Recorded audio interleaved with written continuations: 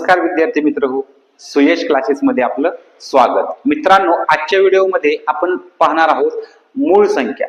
मूळ संख्या हा जो घटक आहे तो कशामधला आहे तर संख्या व संख्यांचे प्रकार यामधीलच घटक आहे. आता मी जे काही या अगोदर संख्या व संख्याचे प्रकार यामधील जी काही उदाहरण आहेत सर्व प्रकारच्या संख्यांची ती एका विशिष्ट व्हिडिओमध्ये मी काय केले आहेत दिलेली आहेत. त्या सगळ्या संख्या तुम्हाला समजल्या तर कोणतंही एक्झाम्पल असू दे, प्रश्नचिन्हात जागी येणारे पद असू दे किंवा वेगळा घटक ओळखा हे प्रश्न असू देत, हे सर्व तुम्हाला काय करता येणार आहे, सोडवता येणार आहे. पण कधीही लक्षात ठेवा मित्रांनो, तुम्हाला विषय ज्ञान अधिक असणं गरजेचं आहे. विषय ज्ञान चांगलं पक्क असेल तरच तुम्हाला कुठलाही प्रश्न सोडवता येईल. किंवा आता काही काही जण काय करतात, पटकन नुसता शॉर्ट ट्रिक्स म्हणून सांगतात, पण शॉर्ट ट्रिक्स केव्हा यूज होते जर तुमचं विषय ज्ञान पक्क असेल तर त्या शॉर्टचा सुद्धा यूज करता येतो. त्यासाठी तुम्हाला must study is must. Okay, तर मित्रांनो, आपलं जे काही घटक शिकायचा आहे तो परफेक्ट करायचा असेल तर पूर्ण पुस्तक कोणतंही 1 ते 2 पुस्तके तुमच्या सोबत कायम नेहमी असलीच पाहिजे, जी परफेक्ट तुम्हाला काय करता येतील, सगळ्या कन्सेप्ट साठी यूज करता येतील. तर शॉर्ट ट्रिक्स मात्र जास्त वापरायला गेलात की काय होतं, एक वेळ अशी येते की सर्व शॉर्ट ट्रिक्स कोणती ट्रिक कशासाठी आहे हेच लक्षात राहणं कठीण होऊन बसतं. म्हणून कायम लक्षात ठेवा, नेहमी विषय ज्ञान आणि त्याचं जे काही कन्सेप्ट आहेत त्या सर्व तुमच्या लक्षात असणं गरजेचं आहे. त्याचं प्रॅक्टिस असायला हवं, म्हणजे कोणताही प्रश्न सोडवायला तुम्हाला अडचण येणार नाही. तर बघा मित्रांनो, अशाच मी काही कन्सेप्ट मी दररोज तुम्हाला व्हिडिओमध्ये सांगणार आहे, त्या तुम्ही काय करायचं आहे, नेहमी सरावात राहायचं आहे. तर आज आपण जो टॉपिक बघणार आहोत तो आहे मूळ संख्या. मूळ संख्या मीन्स प्राईम नंबर्स. मूळ संख्या we called it as prime numbers. आता जे प्राईम नंबर्स आहेत मित्रांनो, त्याची अगोदर व्याख्या आपल्याला कळाली पाहिजे. मूळ संख्येची व्याख्या आपल्याला माहित असणं गरजेचं आहे. आता मूळ संख्येची व्याख्या काय आहे मित्रांनो, तर बघा, कोणतीही एखादी जर संख्या असेल तिचा एक आणि केवळ तीच संख्या असे दोनच विभाजक असतील. पुन्हा सांगतो, जर एखाद्या संख्येचा एक व तीच संख्या हे केवळ दोनच विभाजक असतील तर ती संख्या मूळ संख्या असते. आता उदाहरणार्थ बघा, आता 7 या संख्येचे विभाजक कोणते पहा. विभाजक 7 ला कोणकोणत्या संख्यांनी भाग जातो, केवळ 1 आणि 7 या दोनच अंकांनी भाग जातो. बघा, दुसऱ्या कोणत्याही संख्येने यांना भाग जात नाही. म्हणून 7 ही संख्या काय आहे मित्रांनो, मूळ संख्या आहे. जर 2 पेक्षा अधिक विभाजक असतील तर मात्र ती संयुक्त संख्या असते. बघा, आणखी एक उदाहरण बघू आपण. आता समजा 8 ही संख्या आहे. आता 8 चे विभाजक पहा, 1 ने भाग जातो, 2, 4 आणि पुन्हा 8. आता इथं काय केलंय बघा, नेहमी प्रत्येक संख्येला 1 ने भाग जातो आणि त्याच संख्येनं भाग जातो. मग आता 2च विभाजक आहेत का इथं, तर नाही, तर 2 पेक्षा अधिक विभाजक आहेत. त्यामुळे 8 ही काय नाही, मूळ संख्या नाही. मूळ संख्येची व्याख्या अशी आहे, जर 1 व तीच संख्या असे दोनच विभाजक असतील तर ती संख्या मूळ संख्या असते. आणि 2 पेक्षा अधिक विभाजक असणाऱ्या संख्येला आपण संयुक्त संख्या असे म्हणतो. आता संयुक्त संख्याकडे जाण्यापूर्वी आपल्याला 1 ते 100 मधील ज्या मूळ संख्या आहेत त्या पाहायच्या आहेत. 1 ते 100 मधील मूळ संख्या आपल्याला पाहायच्या आहेत. Prime numbers in between 1 to 100. Prime numbers in between 1 to 100. But we know that prime numbers means the numbers which have only divisor or factor is 1 or that number itself. बघा, परत सांगतो, the number which have factor only 1 and number itself, that number is called as prime number. Okay, म्हणजे दोनच काय असतात त्याला factors असतात, असा जो नंबर असतो त्याला आपण प्राईम नंबर असतो.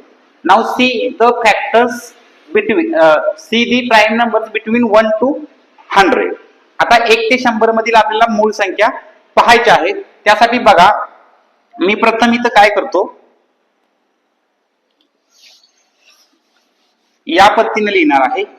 1 ते 10 यामधील येणाऱ्या मूळ संख्या त्यानंतर पुन्हा बघा 11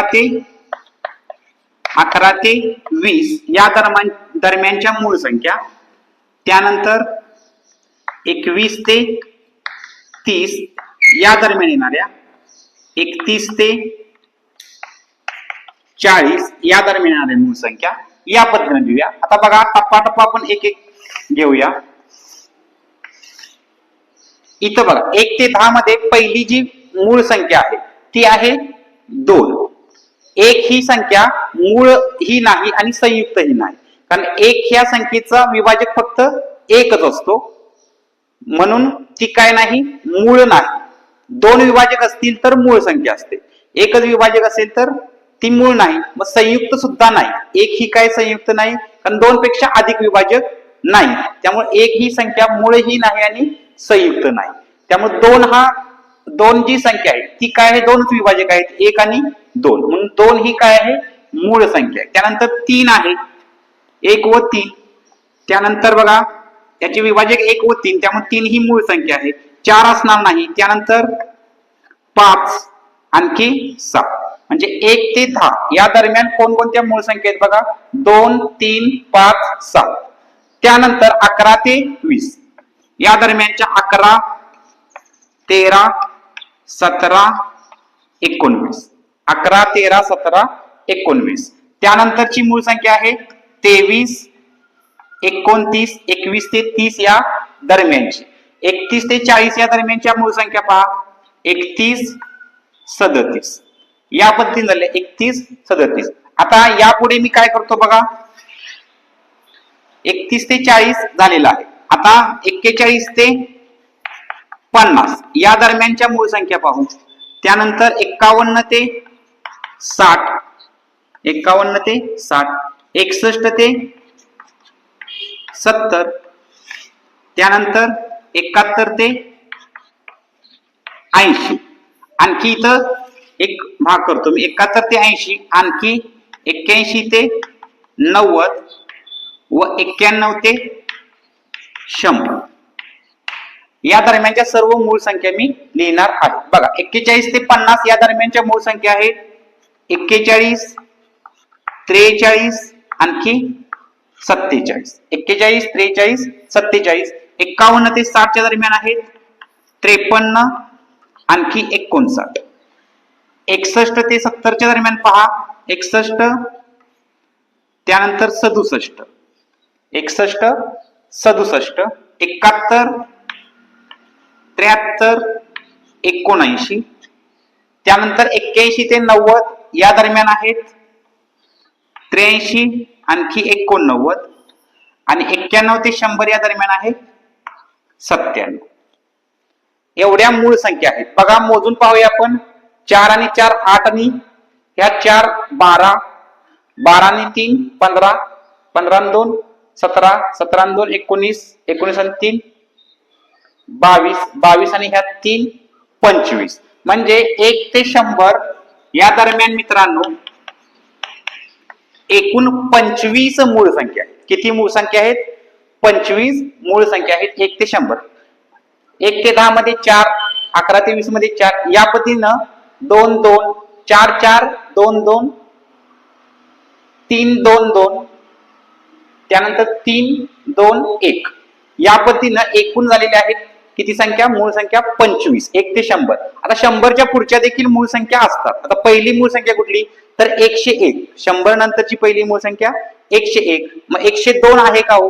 एकच स्थानी 2 आहे, म्हणजे त्या संख्येला 2 ने निश्चय भाग जाणार आहे. मग त्याची विभाजक 1, 2 आणि ती संख्या. आणखी इतर जर 2 पेक्षा अधिक भाग जात असेल तर ती मूळ संख्या नसते. त्यामुळे 102 ही काय नाही? मूळ संख्या नाही. अशा पुढे देखील असतात, पण आपल्याला बहुतांशी 1 ते 100 दरम्यानच्या ज्या मूळ संख्या आहेत त्याच्यावर आधारितच जास्तीत जास्त प्रश्न विचारले जातात. आता 1 ते 100 जे 25 मूळ संख्या झाली. आता 1 ते 50 दरम्यान किती आहेत पहा. 1 ते 50, 4 आणि 4 8 आणि 4 12, 12 आणि ह्या 3 15. म्हणजे 1 ते 50 या दरम्यानच्या मूळ संख्या आहेत 15. तर उरले किती? 51 ते 100 या दरम्यान किती झालेले आहेत? 10. 25 मधून ह्या 15 गेल्या, त्यामुळे राहिलेले आहेत किती? 10. 1 ते 50 मध्ये 15 मूळ संख्या आणि पुढच्या ज्या आहेत त्या 10 मूळ संख्या. आता पुढली एक डेफिनेशन आहे ती म्हणजे जोडमूळ संख्या. जोडमूळ संख्या याला आपण ट्विन प्राईम नंबर्स असं म्हणतो. Twin prime numbers. Twin prime numbers. आता ट्विन प्राईम नंबर्स म्हणजे जोडमूळ संख्या म्हणजे काय बघा. अशा दोन लगतच्या मूळ संख्या ज्यांच्यामध्ये फरक 2चा असतो. अशा लगतच्या दोन मूळ संख्या ज्याच्यामध्ये फरक 2चा असतो त्यांना आपण जोडमूळ संख्या म्हणतो. ट्विन म्हणजे जुळे, जुळ्या मूळ संख्या असं सुद्धा काय म्हणतात.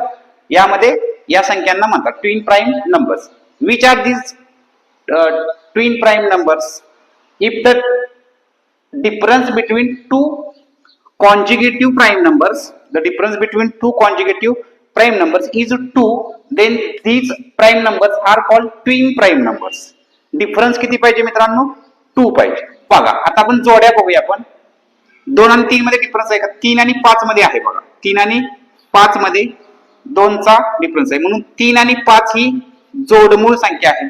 त्यानंतर पुन्हा बघा 5 आणि 7 मध्ये 2चा फरक आहे म्हणून 5 आणि 7 ही जोडमूळ संख्या आहे. Twin prime numbers. नेक्स्ट 11, 13 आहे. 11 आणि 13 आहे. 11 आणि 13. त्यानंतर बघा 17 व 19. 17 व 19. 29, 31 म्हणजे कुठली जोडमूळ आहे पुढं? 29, 31 ही एक जोडी झालेली आहे. त्यानंतर 59, 61 बघा 2चा फरक आहे. 61 आणि 59 यामध्ये 2चा फरक आहे म्हणजे 59, 61 ही एक झालेली आहे जोडमूळ संख्या. त्यानंतर बघा 71, 73. 71, 73. त्यानंतर पुढे पहा या पद्धतीने बघा किती झालेले आहेत. 1, 2, 3, 4, 5, 6 इथं राहिले 41, 43, 6, 7 आणि 8.